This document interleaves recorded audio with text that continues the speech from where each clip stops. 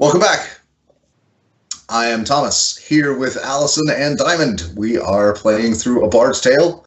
That is a Dungeons & Dragons 5th edition game, and the curtain had just raised on the most important performance of Struana's life thus far. The stage levitates up to the appropriate height above the crowd, and what's your opening number? My opening number is a thematic piece that makes you feel like you are going on a journey. It is reminiscent of Jeremy Soule, the musician behind Morrowind, Oblivion, Skyrim, Harry Potter, Knights of the Old Republic, and an enormous number of other things. So all the music you love from that guy, it makes you feel like you're doing a thing.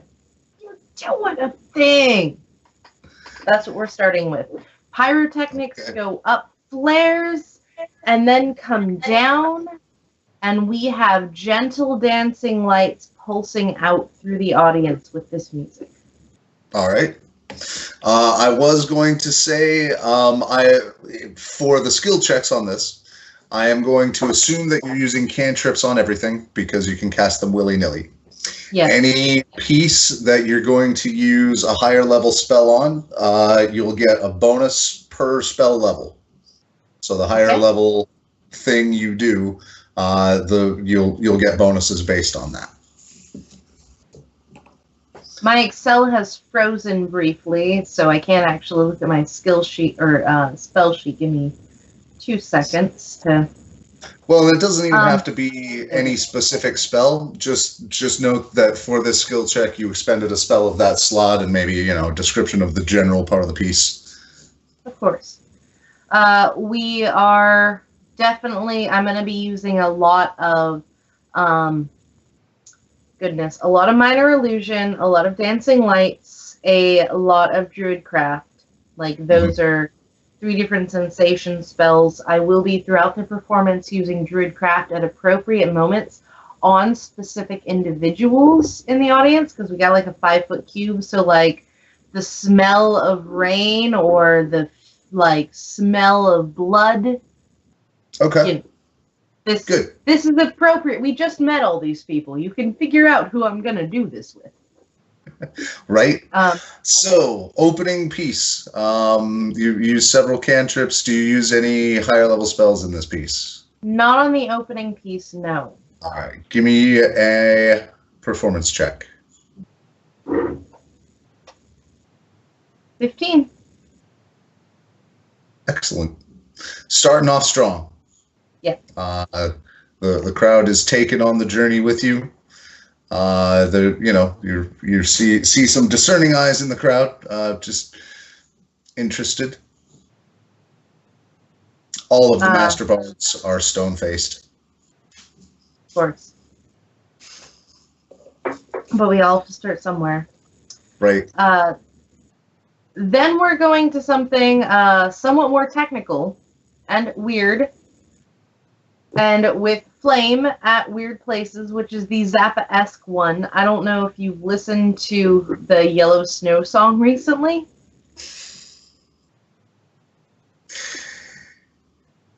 We'll put a link to it, maybe.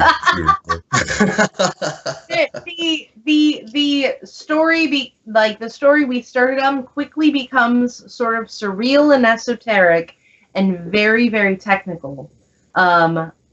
And I do believe we're doing a, oh goodness.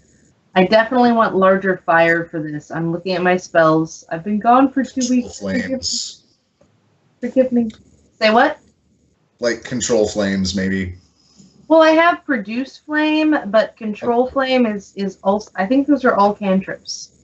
So it is definitely a fire dancing sort of thing that's happening. Produce flame at least is first level. Produce, it's a cantrip. Oh, is it? Produce flame, control flame, create bonfire, all cantrips. Okay. So while they'll play well into the piece, depending on your performance check, they don't necessarily create any extra level of awe. Of course. But we are only at the second song. So that is a 30. That's a natural 20.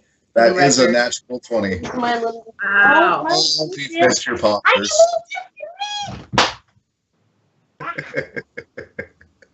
It landed in my mouth. Okay. Okay, that's Taste fine. success. Taste. Success tastes like gunpowder. So you nail it. Just nail it. The crowd is with you. You can see, like, at this point, you catch a glimpse of an impressed look from Tinnerick specifically. And general nods of approval, like some people like exchanging knowing glances with Harridan. You have clearly won the crowd. They have never heard anything quite like that, except for some of the more discerning gnomish opera fans or something like that.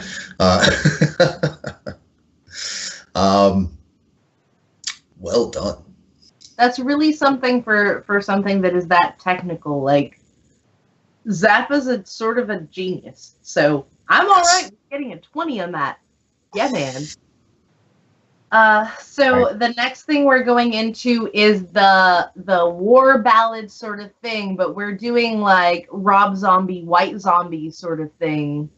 That's maybe not a fair comparison, but we have the like consistent beats, the Warhammer sort of beats. Okay. The ongoing, and there's gonna be a thunder wave in this one. Like, nice. Very specifically, but we're within. Let me check briefly the limit of that, because I set a 20-foot range, and I don't want to go beyond. It's only 5 feet.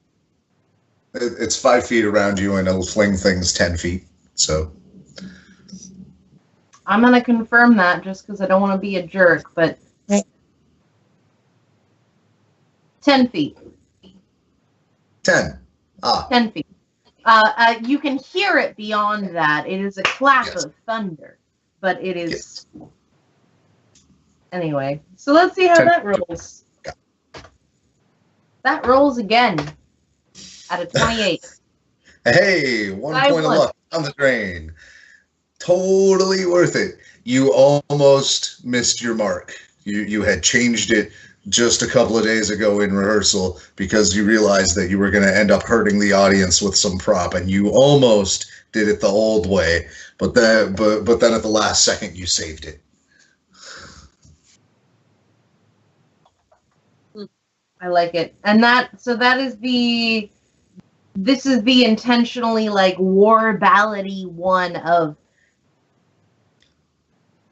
we are going to fight. We are going on. We're moving on. Like, I don't... Dragula, I think, is the album for Rob Zombie. Okay. I don't know if you've driven around to that album, but it is a great, we're gonna do the thing kind of album. Yep. That's the feeling I'm going for. Almost a joyful, we're gonna do the thing. And then the bass. I was actually hearing Mars Needs Women, Angry Red Women. Yeah.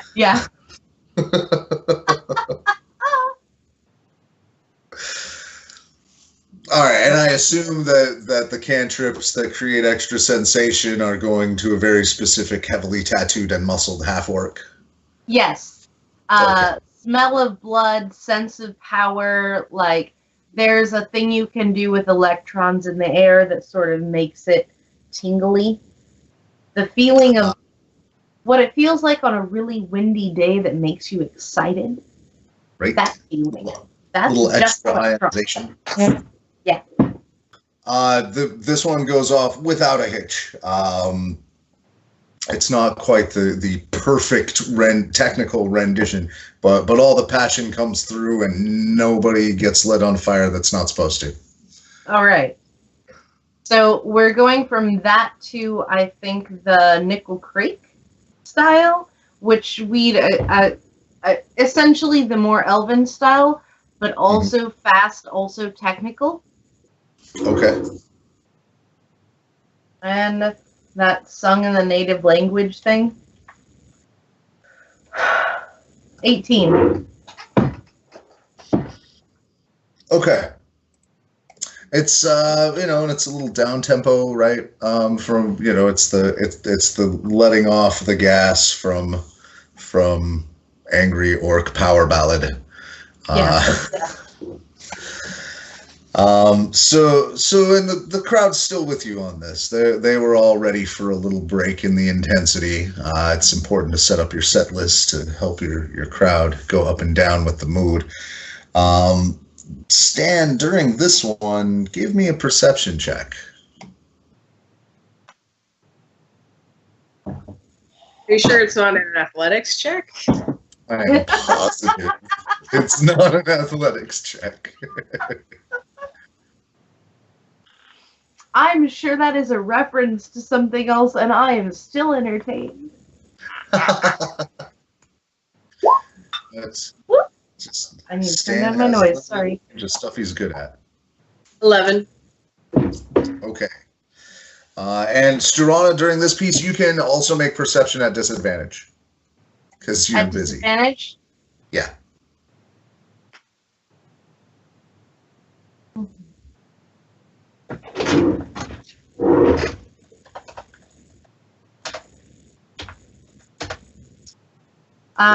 My disadvantage puts me at a 10.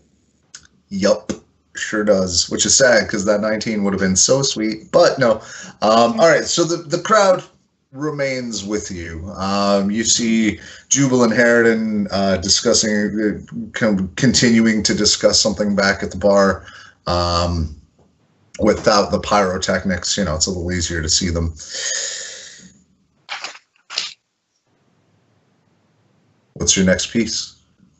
The next piece is the original piece, which is about I have a giant scar due to land shark. And land shark.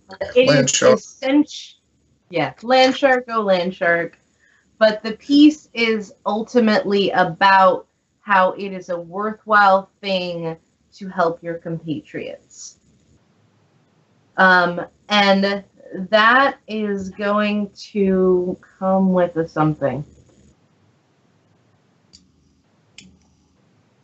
That is going to come with a something. I don't know what yet. I'm figuring it out. Oh gosh. There's a moment for light. It was Thunderclap that was only. I actually did Thunder Wave. Slightly different spell. I'm going to use Minor Illusion to make the image of a land shark literally chewing on me and me slapping it thing. So there's a good visual with it, which is a cantrip, so no worries. Yeah, most of my visual spells are honestly cantrips, so it's not like this is a terrible thing. Yep, as is. All right. Fire off that. See with both dancing lights and all the various fire spells at moments throughout the audience. Ow. All right, roll me that perception test. I did. Perception. Performance. I'm sorry. Oh. 19. Again, you continue to carry the crowd through it. They're still with you. And then we are on the final piece, which is the Nico case equivalent, which is sort of a... So I forgot what we said, even though I literally just listened to it before we started this, because it's online at this time in my personal timeline. But the Nico case, I think, was more human-ish. And it's American folk, so, yeah. But clever. It's clever American folk, essentially. So we're trying for something that evens it out and brings a defining line between all of these other pieces to this point, which is ultimately that we don't get anywhere without the people who care about us.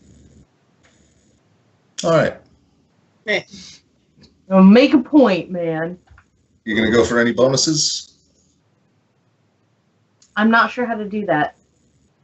Even if you just like call a spell level, you don't even necessarily have to choose the spell and work it into the performance. Just expending a spell level, doing something, maybe taking one of your lower level spells and casting it at a higher level or something. So I could use a druid craft at like a level 3 and give the entire audience like the scent of home.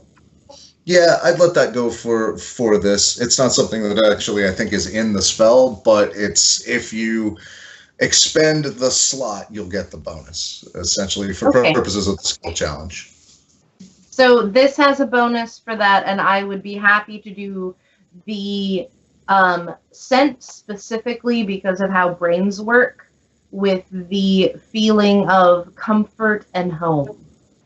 All right, so that is a 29. Nice. And actually a 32 with the spell bonus.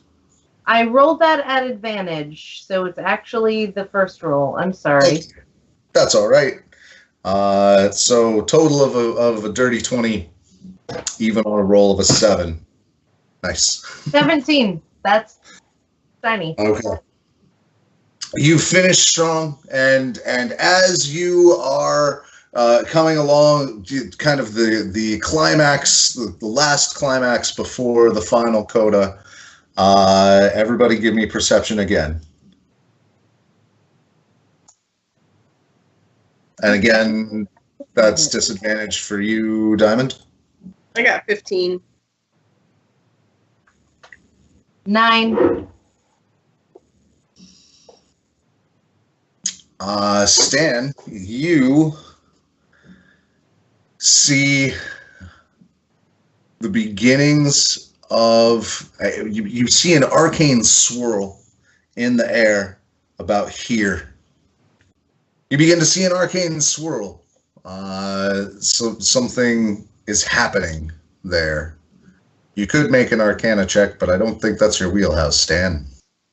I will use. I will activate Divine Sense, so I will be able to detect the presence of undead, celestial, and fiends. Or I need to choose. So actually, I don't know what it is, so that's a bad idea. Undead plus celestial is a kind of special being. Jeez, oh my god, that's a what?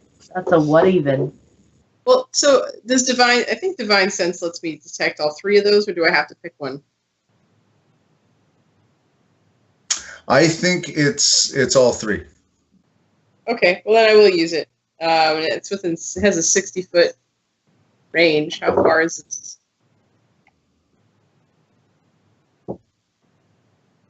It is just about exactly 60 feet from you, since you're sitting with the Baroness.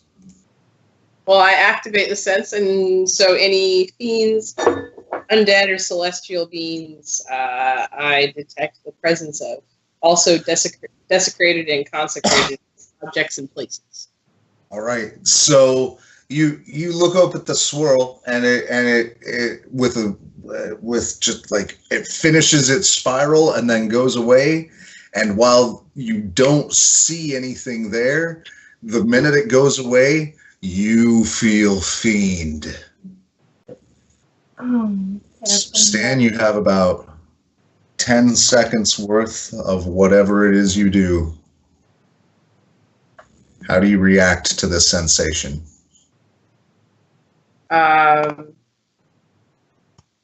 So, side note, you said that this woman I'm sitting next to was not so subtly fondling, or like. She's been flirting with you for the last hour. Yeah, he's been returning that, but as he's like, I need to step away from him, and he's gonna get closer to where he felt that. Okay. Within 30 feet, to be precise, and then I'm gonna do channel divinity, turn the faithless, turn and reveal the true form of Fae and fiends within 30 feet. So you're going to go to about here?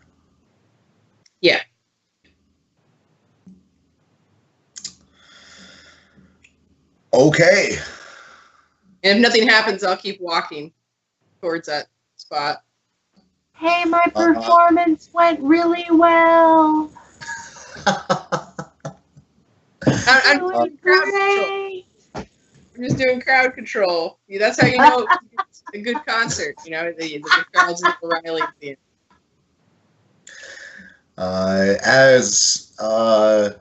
As she's wrapping up, can you? So it says turn and reveal. What is it? Can you tell me more about reveal? I just need to know a little more about it. That is all it says on my sheet. I can look it up. It's on the Player's Handbook, page 84. So it's in terms of what reveal means. If the creature's true form is concealed by an illusion, shape-shifting, or other effect, that form is revealed while it is turned. Okay. Do they have to make a save? I say words. I utter ancient words that are painful for Fae and fiends to hear in action. You present your holy symbol, and each Fae or fiend within 30 feet of you that can hear you must make a wisdom saving throw. On a failed save, the creature is turned for 1 minute or until it takes damage. And what's your DC? 15.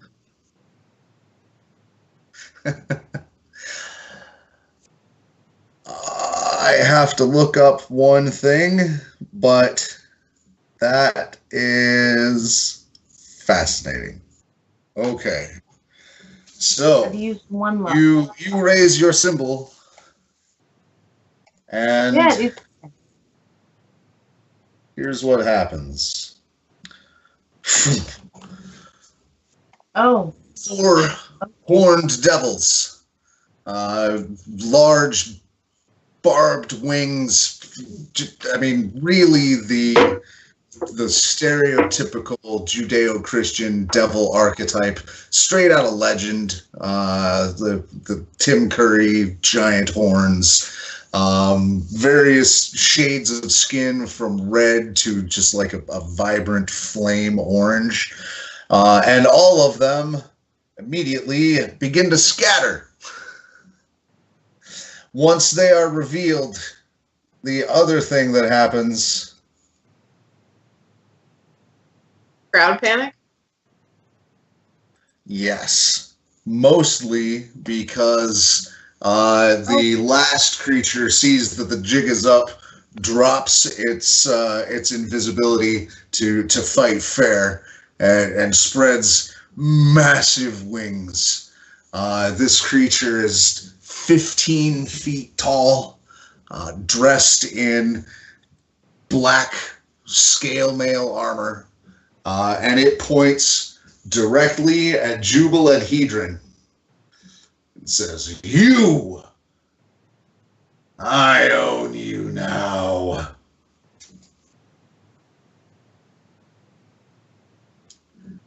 And that's where we'll cut for the week.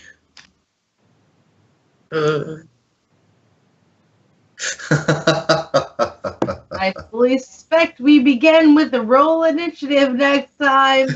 It's a really good chance. It's almost like you've had me as a GM before and know that that's how I look. All right. Well, it was a good bet. So long as he stays exactly where he is. I'm sure he's very accommodating.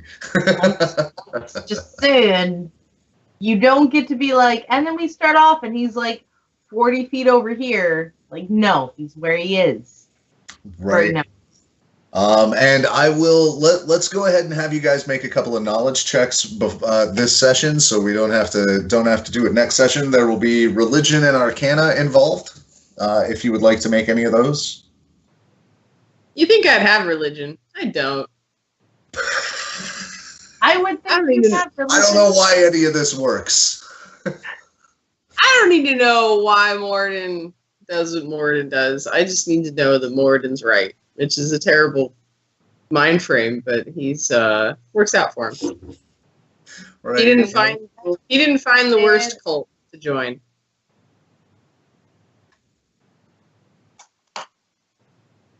Religion is 22. Arcana is 21.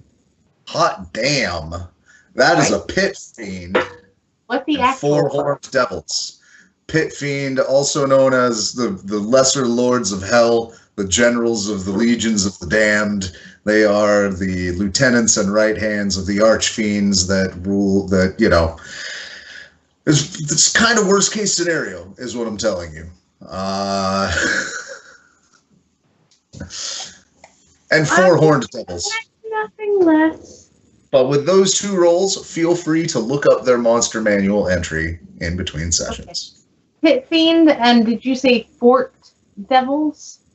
Horned devils. Horned devils. And Stan, you can make intelligence checks as well. Just raw int. I mean, I guess that is just raw dice, y'all.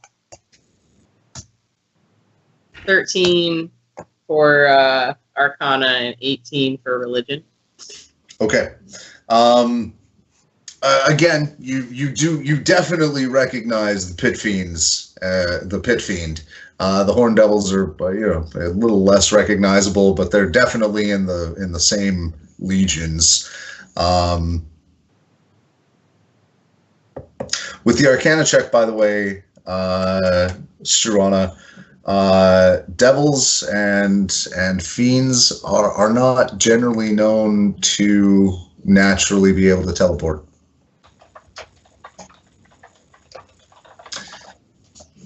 And that is the information you glean from those 2 rolls. Total of 4 rolls. Good game tonight. Yeah. Mostly social, a lot of set pieces. I still feel like it was a lot of fun. Yeah. I sincerely enjoyed being able to bard it up in a good way. You were barding hard.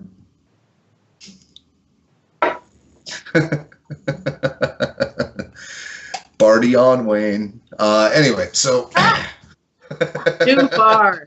Too much. Eject metaphor. All right. So before my ejection seat goes off, thank you everyone for watching this continued adventure of A Bard's Tale. Feel free to let us know what you think in the comments. This is the type of session that doesn't get a lot of playtime. I mean, there's no combat, just some skill rolls, a lot of social encounters. Tell us what you think. Meanwhile, we'll put a whole lot of links in the doobly-doo, including North Star Quest Girls Camp. Good North Star cause. Quest Camp for Girls, and I don't Camp mind for correcting you. It's all right. All right. Well, whatever it is, the link will be correct. So, until then, if you like what we do, hit like. If you want to see the next one, hit subscribe. And if you want us to get better, so do we. We've set up a Patreon so we can help each other. Until then, have a good game.